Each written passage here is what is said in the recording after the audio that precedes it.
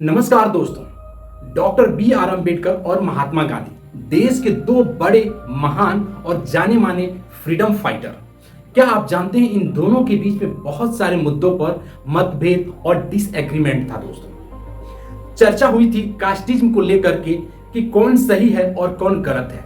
तो आइए आज की इस वीडियो में जानते हैं दोस्तों कि डॉक्टर अम्बेडकर सही थे या महात्मा गांधी। तो आज की इस वीडियो में हम डॉक्टर अंबेडकर और महात्मा गांधी के मतभेदों और कंट्रोवर्सी की बात करने वाले हैं दोस्तों।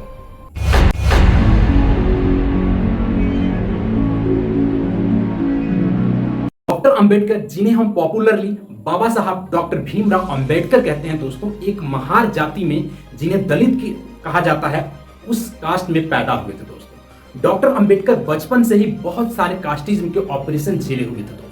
यहाँ तक कि जिस स्कूल में डॉक्टर अंबेडकर पढ़ाई करते थे उसमें केवल वो और उनके भाई ही दलित बच्चे थे और इनको घर से एक बोरी लेकर जानी पड़ती थी जिस पर वो स्कूल के बाहर बैठना पड़ता था।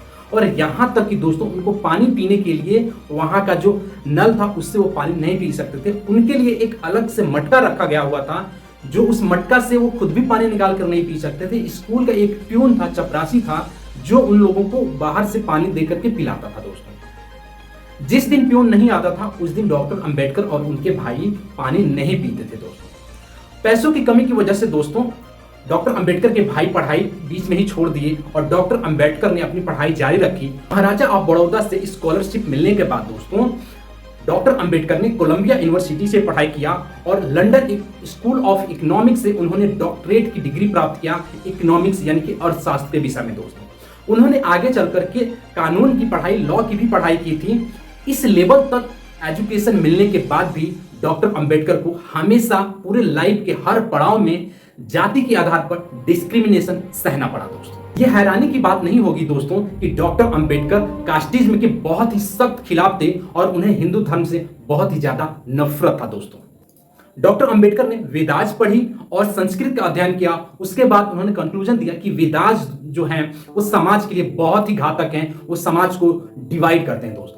यहां तक कि डॉक्टर अंबेडकर को जो 4 वर्ण व्यवस्था है, ब्राह्मण, क्षत्रिय, वैश्य और शूद्र थे दोस्तों, वो इसके भी सख्त खिलाफ थे और हिंदू धर्म के तो बहुत ही कट्टर विरोधी थे दोस्तों डॉक्टर अंबेडकर। दूसरी तरफ दोस्तों महात्मा गांधी एक बनिया परिवार में पैदा हुए थे और हिंदू धर्म के स्ट्रॉन्ग डिवोटी थे, हिंदू धर्म का स्ट्रॉन्ग ऑर्थोडॉक्स सोच वाले हिंदू व्यक्ति थे दोस्तों। महात्मा गांधी को लगता था कि जो दलित हैं वो एक फंडामेंटल पार्ट है हिंदू धर्म के, यानी कि जो दलित हैं जिसको महात्मा गांधी हरिजन नाम से पुकारते थे, लेकिन डॉक्टर अंबेडकर को हरिजन शब्द से बहुत ही ज्यादा आपत्ति थी दोस्तों। वो हरिजन जाति इसलिए नहीं चाहते थे क्योंकि हरिजन का मतलब होता है कि भगवान के संतान। इसका मतलब कि अगर दलित भगवान के संतान हैं तो बाकी जो हिंदू धर्म की जातियां हैं, क्षत्रिय, वैश्य और ब्राह्मण, वो किसके संतान हैं? ये प्रश्न उनका था। तो इसीलिए महात्मा गांधी जो बाद में इनको दलित कहने लगे और अंबेडकर भी हमेशा दलित शब्द का ही इस्तेमाल किया दोस्तों। इनिशियली शुरुआती दौर में जो महात्मा गांधी थे वो बहुत ही हिंदू धर्म के कट्टर समर्थक थे, लेकिन धीरे धीरे महात्मा गांधी ने भी अपनी सोच को बदला और वो अनटचेबिलिटी को बहुत ही बुरी बात बताई। अनटचेबिलिटी का मतलब छुआछूत होता है दोस्तों। महात्मा गांधी भी इसके सख्त विरोधी थे और उन्होंने भी कहा कि अगर हिंदू धर्म में अनटचेबिलिटी है, छुआछूत है, तो हिंदू धर्म गर्त की तरफ जाएगा, हिंदू धर्म डिक्लाइन की तरफ जाएगा दोस्तों।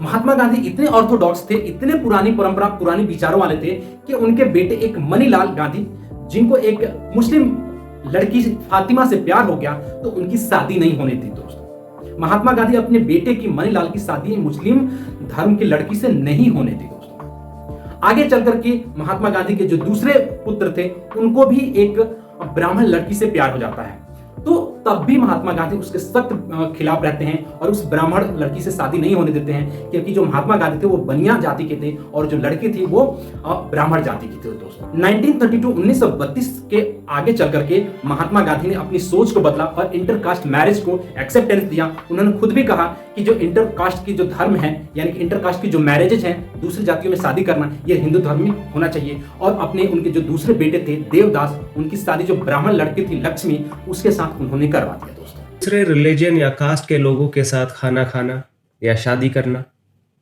इस पर जो रुकावटें हैं वे हिंदू धर्म का हिस्सा नहीं हैं।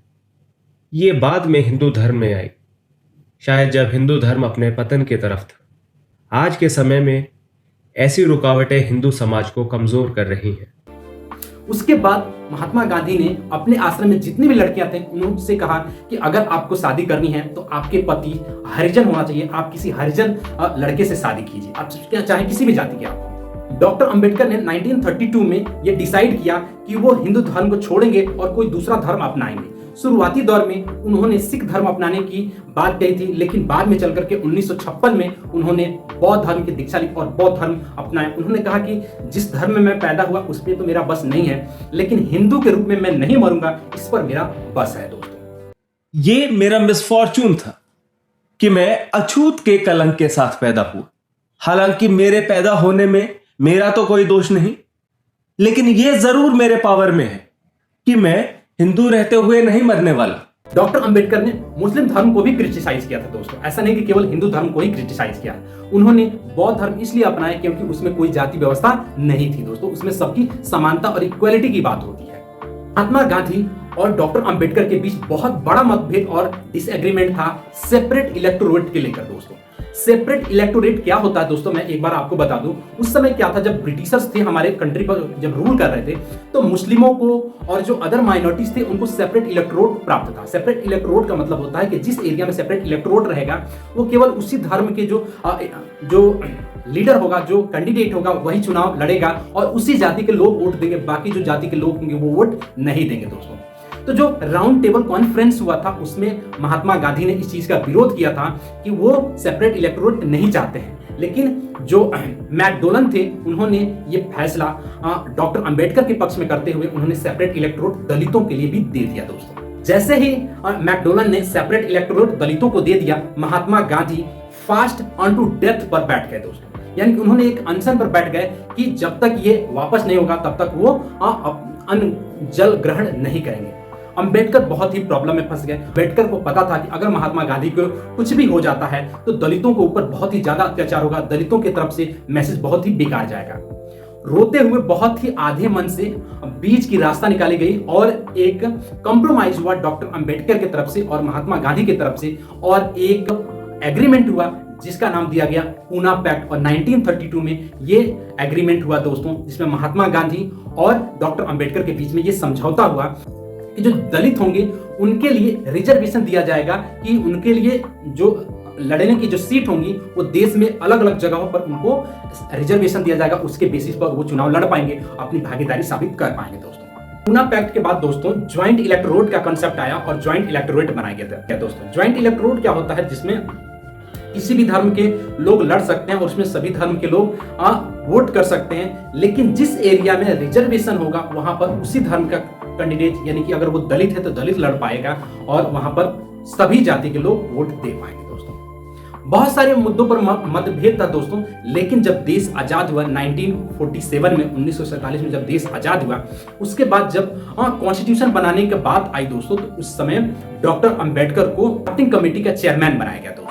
और महात्मा गांधी और पंडित जवाहरलाल नेहरू ने बाद में डॉक्टर अंबेडकर को बहुत ही रिस्पेक्ट दिया और उनको फर्स्ट लॉ मिनिस्टर भी बनाया दोस्तों। लेकिन बाद में चलकर के बहुत सारे मुद्दों पर मतभेद फिर से हुआ।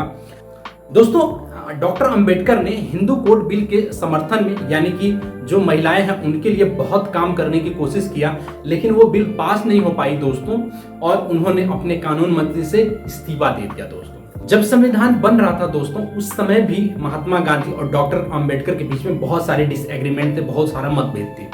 उस टाइम पर भी जो गांधी जी चाहते थे वो जो नीचे से ऊपर पावर्स को डिस्ट्रीब्यूट करना चाहते थे, यानी कि जो जमींदारी व्यवस्था था उस तरह का देश चाहते थे, लेकिन डॉक्टर अंबेडकर ऐसा नहीं चाहते थे। डॉक्टर अंबेडकर चाहते थे जो पावर का डिस्ट्रीब्यूशन हो टॉप टू बॉटम हो, ऊपर से ये नीचे आए, तभी जाकर के हो पाएगा, नहीं तो फिर से ये हमारा जो दलित है वो कहीं ना कहीं वो दबे कुचले रह जाएंगे। दोस्तों, डॉक्टर अंबेडकर का एक बहुत ही फेमस कोटेशन है, वो यही कहते हैं, निश्चित बनो, संघर्ष करो और संगठित रहो। दोस्तों, आपका क्या कहना है डॉक्टर अंबेडकर और महात्मा गांधी पर, आप मुझे कमेंट सेक्शन में बताइए। दोनों में कौन महान थे? मेरे विचार में तो दोनों ही महान थे और दोनों ही देश के लिए असीम योगदान दिए। दोस्तों, तो मिलते हैं अगले वीडियो में, तब तक अपना ध्यान रखिएगा। वीडियो अच्छा लगा हो तो इसे लाइक करें और दोस्तों तक जरूर शेयर करें। जय हिंद, जय भारत, नमस्कार दोस्तों।